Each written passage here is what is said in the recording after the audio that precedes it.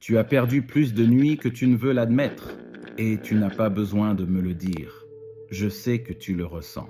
Chaque fois que tu poses ta tête sur l'oreiller, tu sais au fond de toi que quelque chose ne va pas, que la journée qui vient de s'écouler n'était qu'un autre chapitre d'une histoire que tu ne veux plus raconter, une histoire qui ne semble pas vous appartenir, une vie qui s'éternise alors que vous essayez de vous convaincre que tout va bien.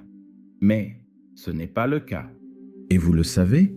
Vous le savez parce que vous ressentez un vide silencieux qui apparaît lorsque le bruit du monde se tait.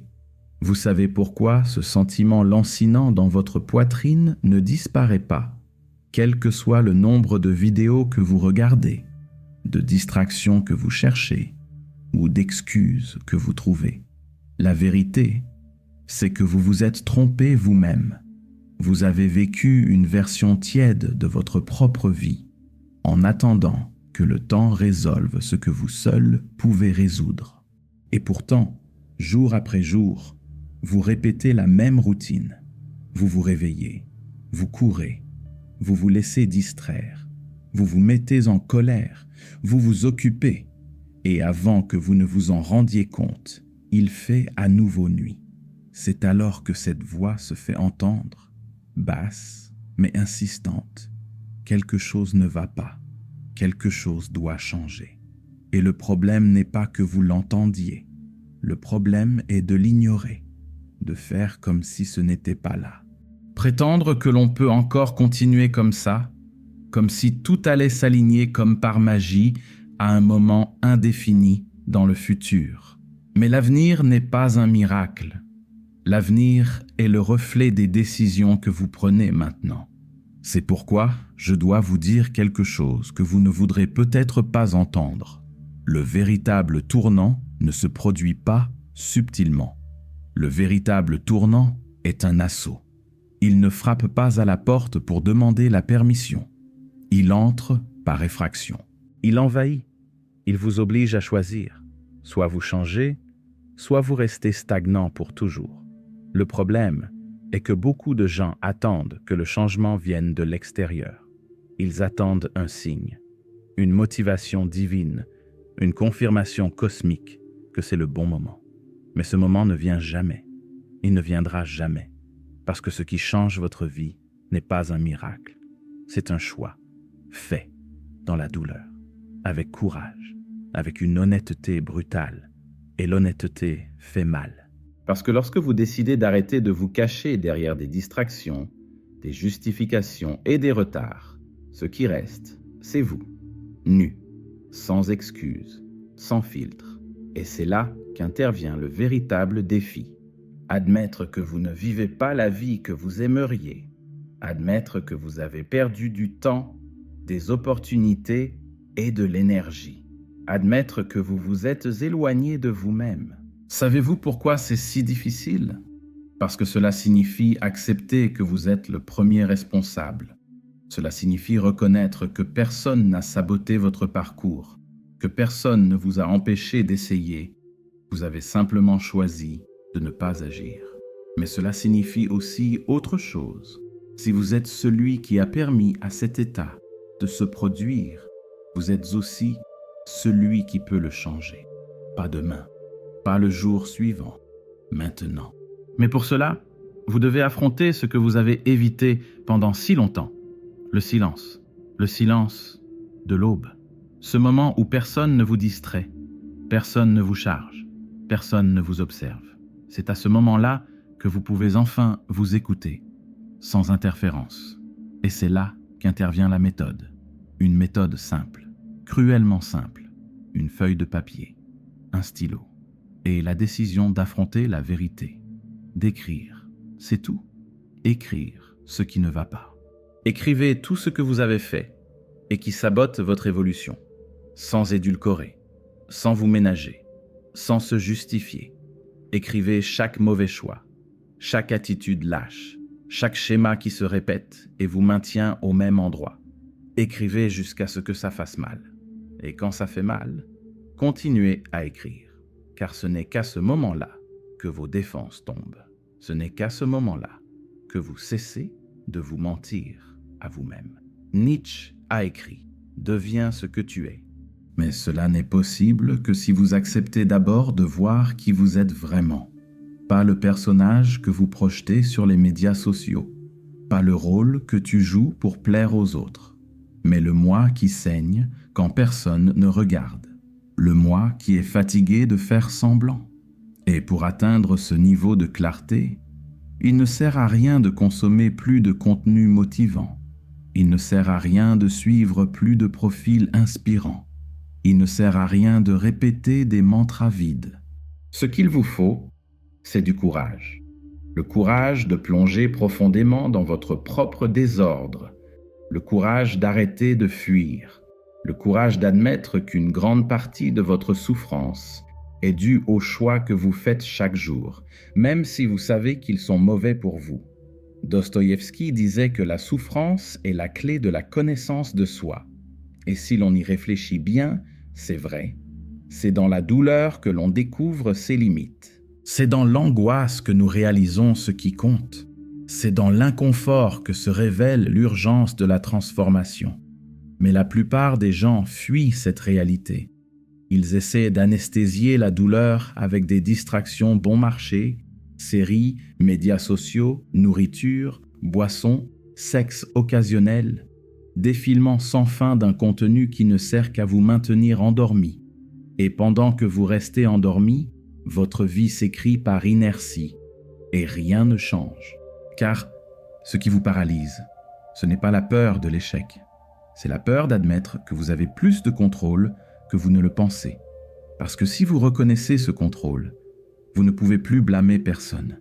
Pas vos parents, pas le gouvernement, pas votre patron, pas la crise, pas le destin. Et c'est pourquoi la plupart des gens ne changent pas.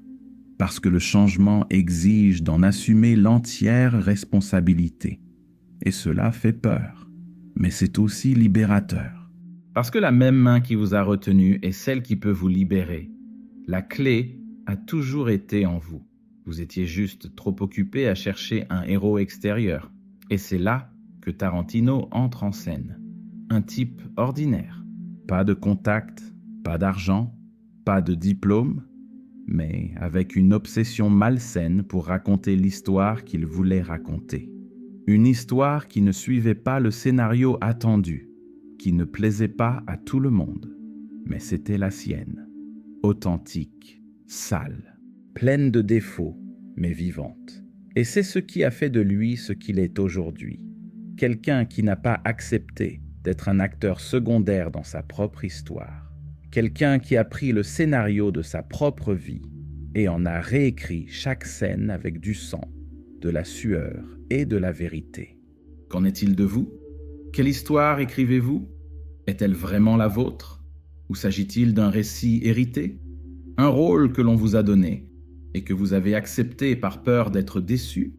Le monde est rempli de gens qui vivent des histoires qu'ils n'ont pas choisies, des histoires qui leur ont été imposées par la pression sociale, par les attentes de la famille, par la peur d'être mal aimés.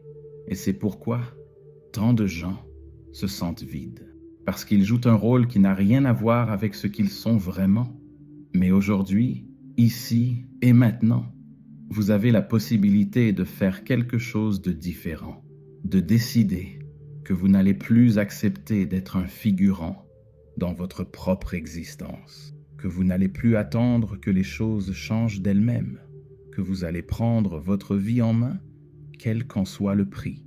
Et non, ce n'est pas facile, cela ne l'a jamais été, mais c'est simple, brutalement simple. Et cela commence aujourd'hui, avec du papier, avec un stylo, avec le silence et avec du courage. Et si vous le faites vraiment ce soir, si vous avez le courage de vous asseoir avec un stylo et du papier, dans le silence des premières heures du matin, et d'écrire tout ce qui ne va pas, tout ce qui échoue, tout ce que vous avez ignoré, quelque chose en vous commencera à changer. Mais ne vous y trompez pas, ce changement ne viendra pas facilement. Il ne s'accompagnera pas d'une motivation soudaine, ni de promesses immédiates de bonheur. Il s'accompagnera avant tout de douleur, d'une résistance, d'une partie de vous qui tentera de l'arrêter, parce que le changement nécessite de toucher des blessures que vous avez passé votre vie à essayer de cacher. Il faut nommer les peurs que l'on a masquées par des excuses, et c'est ce que personne ne vous dit. Lorsque vous commencez à vous écrire franchement, vous ne pouvez plus vous cacher.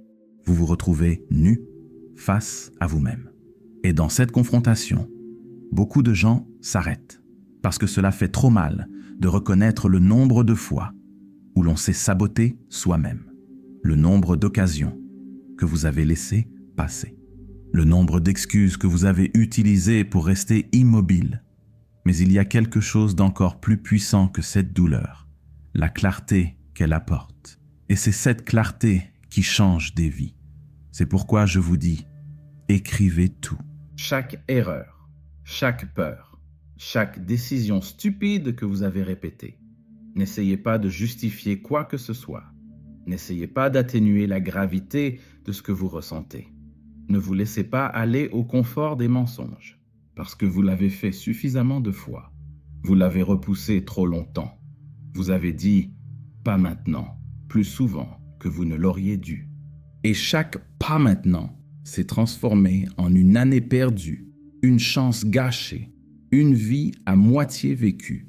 Et si vous attendez le bon moment pour changer, je vais vous dire quelque chose que personne ne vous a peut-être jamais dit clairement. Le bon moment n'existe pas. Il n'a jamais existé. Le sentiment d'être prêt ne viendra jamais avant la décision. Il vient après le premier pas, après la première action, aussi petite, aussi imparfaite soit-elle. Le courage n'apparaît pas avant le mouvement. Il naît en cours de route. Cessez donc d'attendre que la peur passe. Elle ne passera pas. La peur ne disparaît pas parce que vous avez attendu suffisamment longtemps. Elle ne disparaît que lorsque vous agissez, lorsque vous décidez de bouger même si vous tremblez, même si vous n'êtes pas sûr, même si vous ne savez pas ce qui va se passer. Et c'est peut-être la leçon la plus difficile. Il faut avancer malgré la peur, malgré le doute, malgré la fatigue. Et non, il n'est pas nécessaire de tout résoudre aujourd'hui. Vous n'avez pas besoin d'avoir un plan parfait. Il suffit de prendre une décision, une petite décision, quelque chose de concret, de pratique, que vous pourrez mettre en œuvre demain. Il peut s'agir de se réveiller 1 heure plus tôt. C'est peut-être de dire non à quelque chose qui vous affaiblit. C'est peut-être envoyer un message que vous remettez à plus tard depuis des mois, ou supprimer ce contact qui ne fait que vous ramener en arrière. L'importance de la démarche importe peu. Ce qui compte, c'est qu'il vous fasse sortir de votre siège. L'illusion du « quand je serai prêt » est un piège cruel, car vous ne vous sentirez jamais prêt à 100%. Vous ne serez jamais complètement sûr de vous. Il y aura toujours une excuse qui attendra d'être utilisée quand j'aurai plus de temps, quand je serai moins fatigué, quand j'aurai réglé ceci ou cela. Et la vie continue. Le temps s'écoule. Et ce qui pourrait être une histoire extraordinaire est remplacé par des chapitres tièdes, médiocres et pleins de regrets silencieux. Mais laissez-moi vous révéler un secret. Le simple fait de vous lever et d'agir, même si vous ne savez pas si cela va marcher, vous place déjà à un niveau différent de celui de la plupart des gens. La plupart des gens n'agissent pas. La plupart des gens attendent. La plupart préfèrent continuer à se plaindre en se disant que un jour cela changera. Mais ce jour n'arrive jamais. Et pendant que vous attendez, le monde continue. Les occasions continuent de passer. La vie continue d'écrire des scènes avec ou sans votre participation consciente.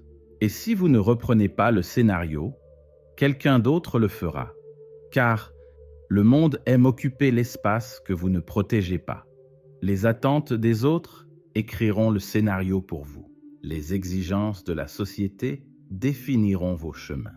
La routine anesthésiera votre conscience. Et avant que vous ne vous en rendiez compte, vous serez pris au piège, dans un cycle dont vous ne saurez pas comment sortir, vivant une vie que vous n'avez pas choisie, dans un corps que vous ne reconnaissez pas, entouré de voix qui ne reflètent pas qui vous êtes vraiment. C'est pourquoi le fait de s'asseoir et d'écrire sa vérité est si puissant, parce qu'il vous redonne le contrôle. Il rétablit la paternité de l'œuvre. Et je ne parle pas de contrôle au sens où l'on prédit l'avenir ou où l'on manipule le destin. Je parle du contrôle interne, celui qui dit « Je sais qui je suis, je sais ce que je dois changer, et je ne vais plus m'y soustraire ». C'est là que commence la réécriture de votre histoire. Pas avec un grand événement, pas avec un rebondissement cinématographique, mais par la décision silencieuse d'être honnête avec vous-même. Et cette honnêteté n'exige pas la perfection. Elle exige du courage. Le courage d'arrêter de se tromper soi-même. Le courage d'arrêter de blâmer les autres.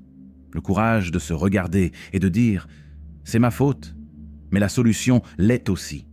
Et surtout, le courage d'accepter que vous savez déjà ce que vous devez faire. C'est la vérité. Au fond de vous, vous savez. Vous l'avez toujours su. C'est juste que vous ne vouliez pas l'admettre, parce qu'il est douloureux de l'admettre. Admettre que vous pourriez vivre une autre vie si vous aviez fait d'autres choix. Admettre que vous êtes l'architecte de votre propre chaos, que vous avez construit votre prison avec de petites décisions quotidiennes, toutes prises au nom d'un confort immédiat.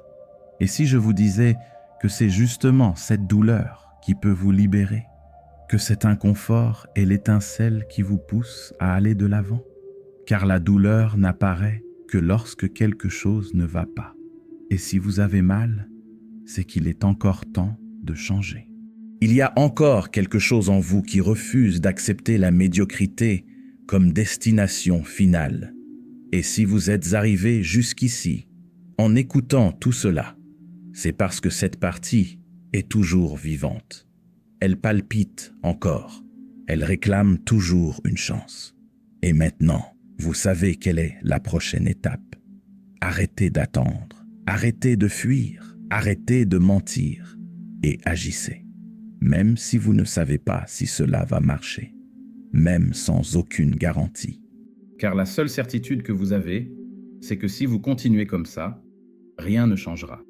Alors, avant de vous endormir ce soir, faites-vous cette promesse, non pas de tout changer d'un coup, mais de ne plus ignorer qui vous êtes et ce qu'il faut faire. C'est votre chance, et elle commence maintenant. Accepter cela fait mal. Cela fait mal comme peu d'autres choses dans la vie. Parce qu'accepter que vous êtes l'architecte de votre propre malheur, c'est comme faire face à un miroir après des années passées à fuir le reflet.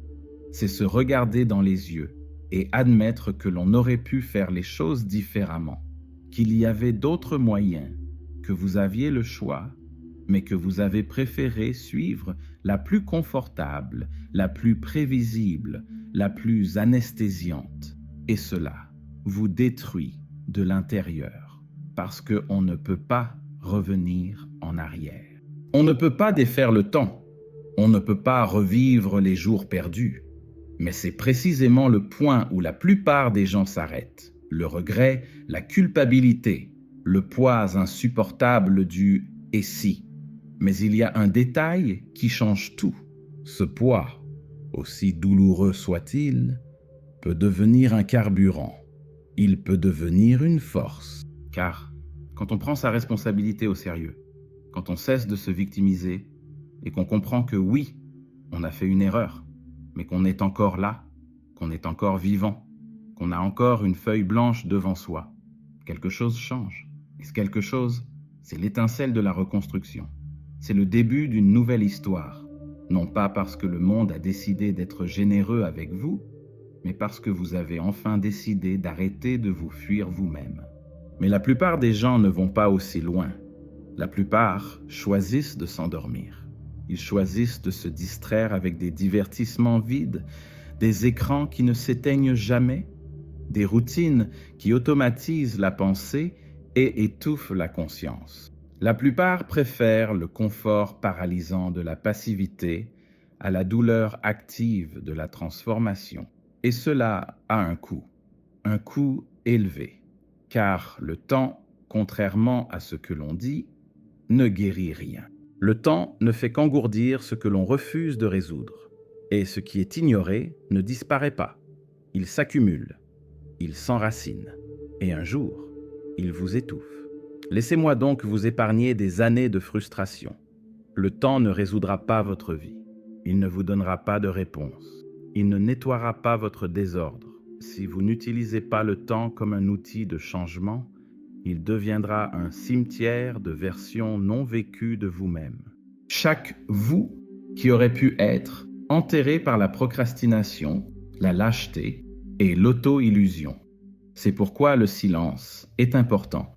Et je ne parle pas du silence superficiel, celui qui survient lorsque vous éteignez la télévision ou que vous mettez votre téléphone portable en mode avion. Je parle du vrai silence, du silence profond, celui qui n'apparaît que lorsque le monde se tait enfin et que l'on se retrouve seul avec ses propres pensées. Et c'est précisément pour cela que la méthode de l'aube fonctionne. Parce que la nuit, lorsque personne ne vous demande rien, lorsqu'il n'y a pas de stimuli externes, lorsqu'il n'y a pas de besoin de performance, vous trouvez ce qui est vraiment caché en vous.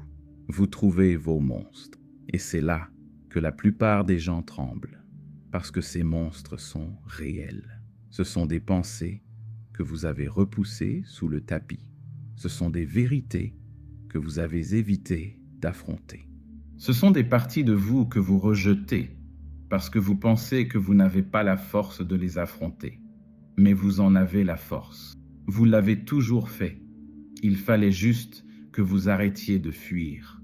Les premières heures du matin sont votre salle de montage. C'est là que vous pouvez couper les scènes qui ne conviennent plus, supprimer les dialogues répétitifs, réécrire le ton de l'histoire.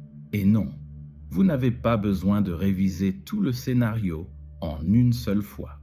Vous n'avez pas besoin de changer toute votre vie aujourd'hui, mais vous devez commencer. Vous devez mettre le doigt sur la blessure et, au lieu de fuir la douleur, vous asseoir avec elle. Écoutez-la, la comprendre, car toute douleur a une origine. Chaque répétition a une explication, et vous devez creuser jusqu'à ce que vous la trouviez. Et si vous n'êtes toujours pas convaincu que vous pouvez y arriver seul, pensez à Tarantino. Il n'est pas devenu un génie du cinéma parce que quelqu'un lui en a donné la permission. Personne ne l'a pointé du doigt en lui disant « Maintenant, tu peux raconter ton histoire ». Il s'est simplement enfermé dans une pièce et a commencé à écrire avec les ressources dont il disposait, avec la réalité qu'il avait, sans approbation, sans sécurité, sans garantie, mais avec une obsession. Raconter sa propre version du monde. Il n'est pas nécessaire d'être cinéaste. Mais vous devez avoir la même obsession. Racontez votre histoire de manière authentique, à votre manière. Pas l'histoire que les autres veulent entendre, pas celle que vos parents ont projetée pour vous, pas celle que votre patron attend de vous. Votre histoire. Et avant d'écrire la nouvelle, vous devez effacer ce qui est pourri. C'est la partie que presque personne ne fait. Tout le monde veut commencer quelque chose de nouveau. Un régime, un projet, une habitude. Mais personne ne veut se débarrasser de l'ancien. Personne ne veut lâcher les ancres qui maintiennent le bateau à flot. Or, il est impossible de naviguer avec une cale pleine de gravats. Avant d'aller de l'avant, il faut faire le ménage. Vous devez identifier ce qui vous tire vers le bas. Vous devez vous débarrasser de ce qui ne vous sert plus. Imaginez que votre vie est un film. Vous avez enregistré de mauvaises scènes pendant des années. Des scènes d'autosabotage, de relations toxiques, de choix impulsifs. Il est inutile d'essayer d'enregistrer une fin heureuse sur une intrigue qui s'écrit encore dans la douleur. Il faut éditer, il faut réviser, il faut avoir le courage de dire « cette partie n'a plus de sens » et de la supprimer, consciemment, radicalement, sans attachement. Et il ne s'agit pas d'une astuce d'auto-assistance, ce n'est pas de la magie. Il ne s'agit pas de l'énergie de l'univers, de l'alignement des chakras ou de secrets ésotériques. Il s'agit d'action. Il s'agit de discipline. Il s'agit de transformer ce que vous avez écrit le soir en un véritable plan, un engagement pratique, un manuel de changement qui commence par votre routine, vos attitudes, votre comportement quotidien. Et oui, vous entendrez la voix intérieure vous dire que vous n'avez pas le temps, que vous êtes fatigué, que vous êtes confus. Mais cette voix ment. Ce n'est pas le temps, l'énergie ou la clarté qui manque. Ce qui manque, c'est le courage de faire ce qui doit être fait, même si vous savez que cela va faire mal. Car le problème n'a jamais été le manque de réponses. Le problème, c'est que vous connaissez déjà les réponses, mais que vous ne les aimez pas. Vous savez ce que vous devez arrêter de faire. Vous savez quelles habitudes vous détruisent. Vous savez quelles personnes vous épuisent. Vous savez ce qui vous empêche de donner le meilleur de vous-même. Mais accepter cela demande une force que peu de gens sont prêts à développer. La force d'affronter ce qui est inconfortable, sans se cacher, sans se justifier, sans rejeter la faute sur autrui. Et c'est là que naît l'auteur de votre histoire. Pas sur scène, pas dans la reconnaissance, mais dans les coulisses, dans le silence de la nuit, dans la sincérité de l'écriture, dans la décision de ne pas la remettre à plus tard. Parce que si vous le faites vraiment, si vous vous regardez en face avec cette sincérité tranchante, si vous écrivez jusqu'à ce que vous saigniez sur le papier, si vous vous regardez dans les yeux et dites « Je suis le problème, mais je suis aussi la solution », quelque chose changera en vous. Pas comme par magie, pas du jour au lendemain, mais une graine sera plantée, une graine de clarté, de pouvoir, de paternité.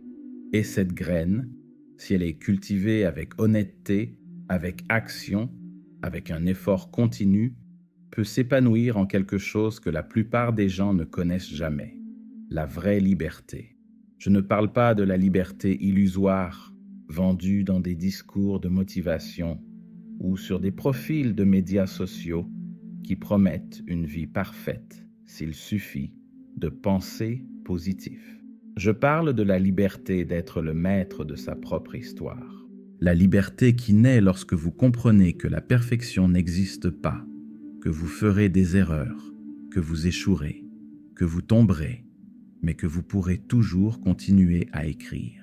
Vous pouvez toujours réécrire. Vous pouvez toujours choisir le paragraphe suivant. La différence entre une vie oubliable et une vie qui laisse une trace ne réside pas dans l'absence d'erreur. Elle réside dans la capacité à changer de direction lorsque tout semble perdu. Elle réside dans la décision de ne pas s'abandonner au récit que d'autres ont décrit pour vous. C'est assumer le fait que, oui, vous avez été absent de votre propre histoire pendant trop longtemps, mais que vous revenez maintenant sur le devant de la scène. Vous redevenez le protagoniste. Et là, je dois vous dire quelque chose que personne n'a peut-être eu le courage de dire aussi clairement. Il n'y a pas de point de retour. Il n'y a pas de signe magique dans le ciel, disant « c'est le bon moment ». Il n'y a pas de bouton de réinitialisation. Il n'y a que cela, ce soir, cette décision, cet instant. Et si vous n'en faites rien, si vous continuez à la repousser, à la fuir, à l'anesthésier, il arrivera un moment où il n'y aura plus de place pour le changement. Et c'est là, mon ami, la véritable tragédie. Ce n'est pas échouer, ce n'est pas faire des erreurs, ce n'est pas tomber. Ce qui détruit le plus une âme, c'est de regarder en arrière et de réaliser qu'il n'y a plus de temps, que la jeunesse est passée, que les rêves sont morts étouffés par les excuses, que le scénario est terminé et que vous n'avez même pas eu le courage de tenir le stylo. Et le plus douloureux, ce ne sera pas un grand moment dramatique avec de la pluie et une bande sonore mélancolique.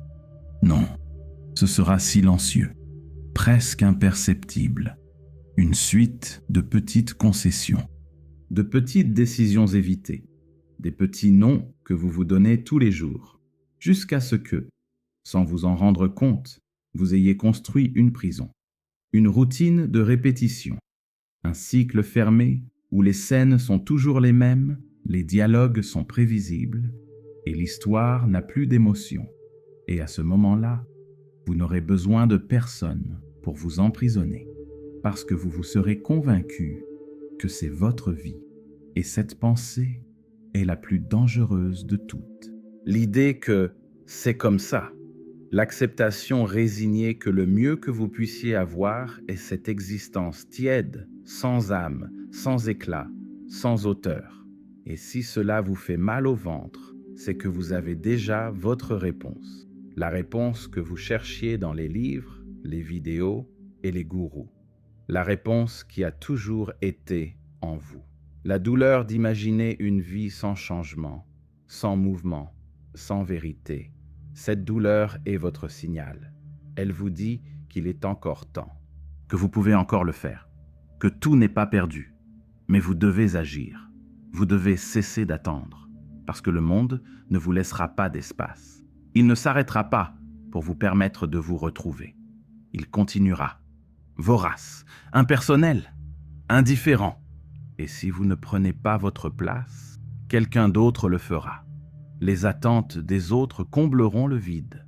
La société vous fera entrer dans des moules. La routine se chargera d'éteindre votre flamme.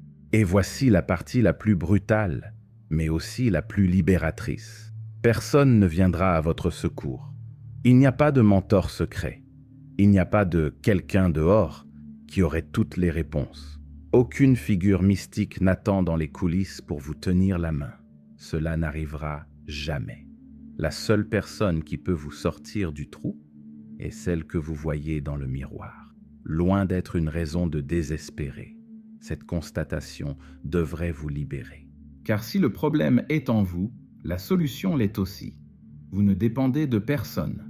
Vous n'avez pas besoin de demander la permission. Tu n'as pas besoin que le monde t'approuve. Et si vous en doutez encore, regardez autour de vous. Combien de personnes connaissez-vous qui vivent en mode automatique? Qui se réveillent chaque jour pour répéter la même séquence d'événements? Qui se plaignent de la vie, mais ne font jamais rien pour la changer? Qui préfèrent la douleur connue à la liberté inconnue? La plupart d'entre nous sont dans cet état. Et si vous êtes arrivé jusqu'ici, si vous écoutez tout ceci, c'est parce que vous n'êtes pas comme la majorité, ou du moins, vous ne voulez pas l'être. Et la différence entre ceux qui changent et ceux qui restent bloqués est la suivante. Les premiers agissent avant de se sentir prêts. Ils n'attendent pas la motivation parfaite. Ils n'attendent pas que la peur disparaisse. Ils n'attendent pas que l'univers leur fasse un signe. Ils agissent avec la peur, avec le doute, avec la confusion, parce qu'ils ont compris quelque chose qui change tout. La peur ne disparaît pas avant l'action.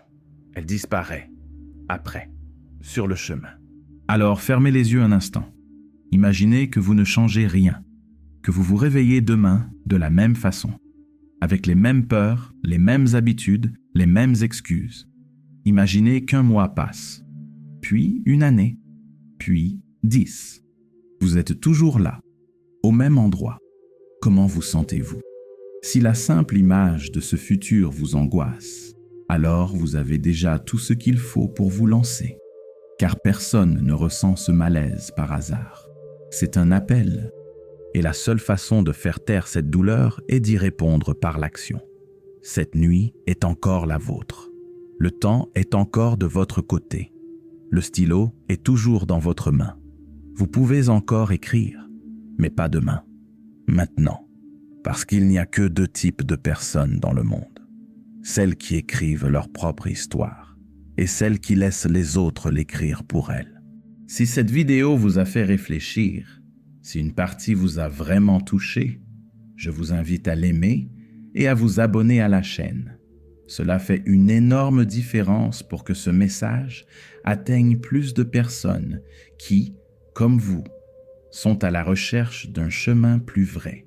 Et si, à un moment donné, vous avez senti que ce contenu vous a aidé, vous a secoué ou vous a donné le courage de réécrire votre histoire, veuillez envisager de laisser un soutien, n'importe quel montant, de n'importe quelle manière. Votre aide renforce ce travail et permet à davantage de contenus comme celui-ci d'atteindre plus de personnes. Votre participation est ce qui maintient cette flamme allumée.